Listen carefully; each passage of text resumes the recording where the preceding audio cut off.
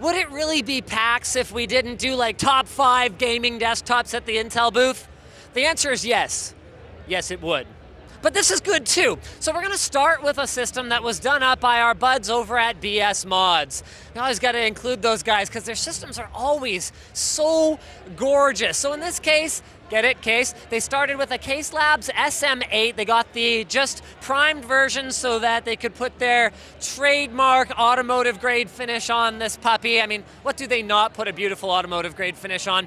In terms of specs, it has some beautiful hardware. So we got a Core i7-5960X that's of course supporting quad channel DDR4, which we have 32 gigs of from Corsair. Those are Dominator Platinums, but they've done a lot of little subtle customizations here. Those black strips on the top of the Dominator Platinums, the removal of the white shroud on the X99 Deluxe motherboard to make this look absolutely gorgeous in a monochrome black and white and gray color scheme. We've got dual GTX 980s, water-cooled by EK water blocks along with the CPU with that sick-looking mayhem fluid inside, but this machine is really all about the SSDs, and there are a lot of SSDs in here.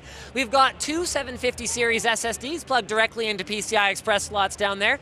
We have a third plugged into Asus's Hyper kit coming off the motherboard there and plugging in with the cable and then mounted on like a showcase pedestal stand. And then, as if that wasn't enough, the entire front of the case is full of 4 more SATA 3 SSDs. I mean, I guess that's, you know, the 730 series has been, you know, handed off the mass storage duties now as if the, you know, 1 point, whatever that is, 2 terabytes of PCI Express SSD wasn't enough. What an overkill build, but absolutely gorgeous.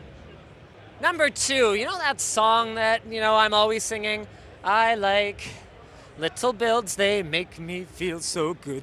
Well, this one is a little tiny machine that makes me feel pretty good. I'm calling it the, like, Fantastic Fiber or something. It doesn't have a real name, but Exotic PC did it up for the show. They're actually trialing a new finish for the outside of the case. You'd hardly even recognize that this is a Corsair Air 240 because they went and they put like automotive blue paint on it, then like some hydro something dip to bring out this sort of faux carbon fiber blue and silver finish, and then they clear coated it to give it shine and durability. It looks absolutely fantastic, but of course none of that would be meaningful if it didn't have the horses under the hood, and it does. We've got a Maximus 8 Gene motherboard, so that's an M-ATX board in there with a Core i7-6700K processor. Of course, that supports DDR4 memory, so we got 32 gigs of Corsair Dominator Platinum DDR4, and these GPUs, they fit in there just barely. You can actually see if you look closely, the window is bowing from the manifold thing sitting over top of both graphics cards that puts parallel water flow through them, so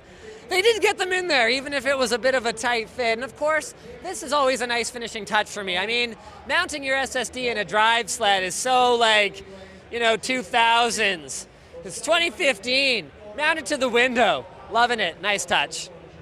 Number 3, we've got the Maingear Force, and this is about as like, you know, cosmic bowling as I think you can pretty much get with a computer. Although, as a fan of the UV lighting effects myself, I have to say, they've taken a pretty novel approach here. So they've actually mixed LED lighting for the green with blue LEDs, so they've got green LEDs around the fans with these thermal take fans as well as illuminating the front panel, and then they've got blue LED strips on the inside to illuminate the UV reactive green fluid, so you don't really see the blue as more than just kind of like an underglow to the foreground popping out green lighting effect. I think it looks absolutely fantastic.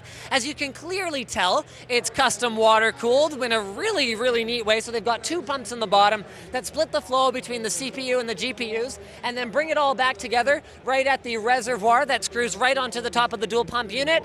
And as always, it's got the horses under the hood. So that's a Z170 Deluxe from Asus with a Core i7-6700K. We've got dual GTX 980 Ti's. It's got an AX1200i power supply. You might hardly recognize it, but this is a Corsair 900D case. And then this is one of the few machines at the show that features, yes, there it is, the Intel 750 series SSD, but in the 1.2 terabyte variety. I mean, I guess that's kind of cool. I got one of my rigs, so, you know, whatever, I'm not that impressed, but they've definitely blown me away with the looks of this machine because as much as it might be that, like, you know, gamer over-the-top bling, some of us are into that sort of thing, so yeah.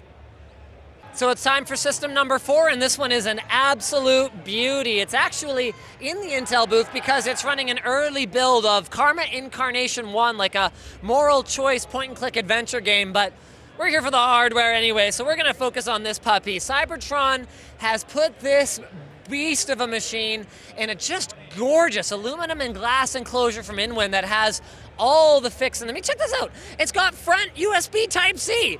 I love that. And it's got a touch-sensitive button that I accidentally touched and turned off the game before when I was trying to reposition it to shoot this video. And of course, it's got the goods inside. So we've got a Core i7-6700K, water-cooled by EK water blocks, and then we've also got dual GTX Titan Blacks. We've got 32 gigs of DDR4 memory from Crucial.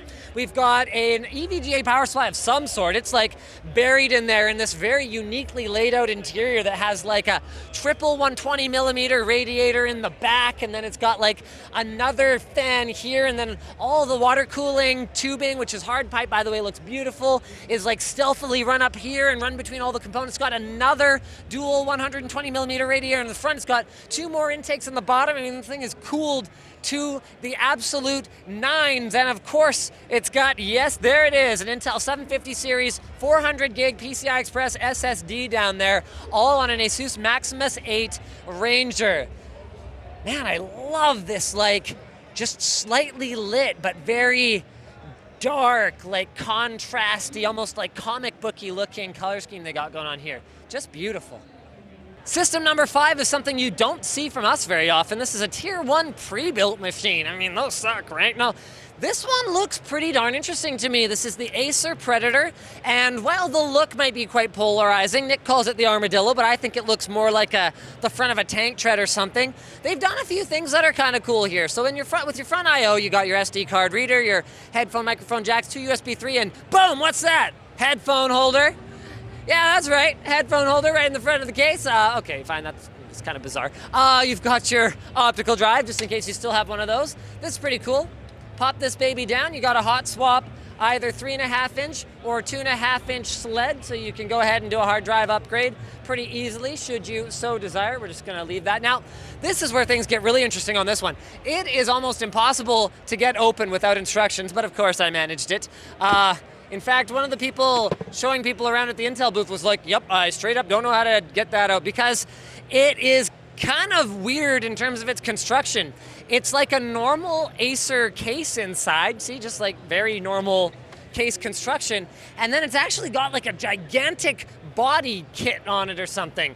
The hardware inside is looking pretty good though. So we've got a Core i7-6700K, we've got a custom Z170 Micro ATX motherboard, so it's a Acer special in there. We've got a GTX 970, it's a very short, looks like OEM only SKU with a blower design, which is very nice for cooling. We've got, I don't know, 16 or 32 gigs of DDR4 memory, and we've got a very strange hard drive configuration, 4 terabyte Seagate drive and a 3 terabyte WD Green. So I guess the 4 terabyte Seagate is the boot drive. Well, whatever. You'll be able to get it in a variety of different configurations. I would recommend one with an SSD, and then get a storage drive as well. Those are good, but boot off your SSD. And it's very interesting to see Acer's take on the gaming desktop up close and in person.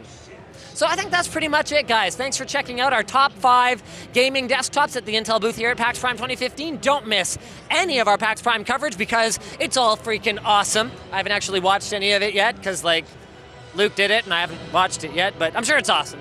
He does a good job. Oh, and one thing I missed.